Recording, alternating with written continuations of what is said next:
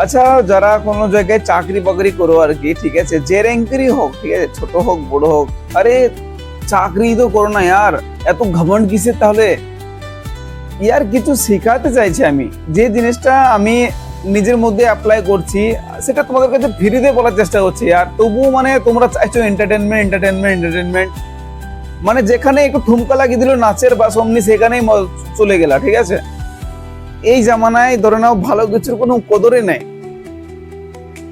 দেখো, যারা আমার মতো বিদেশে পড়ে আছো, ঠিক আছে, সে যে কোনো চাকরি বাকরি হোক আর বিদেশেই হোক, আমাদেরকে যদি ফাইন্যান্সিয়ালি স্টেবিলিটি নিয়ে আসতে চাই আমরা নিজেদের মধ্যে, 40 বছরের আগে বাড়ি করলে হবে না। বাড়ি করলে টাকা কিন্তু ফেঁসে যায়।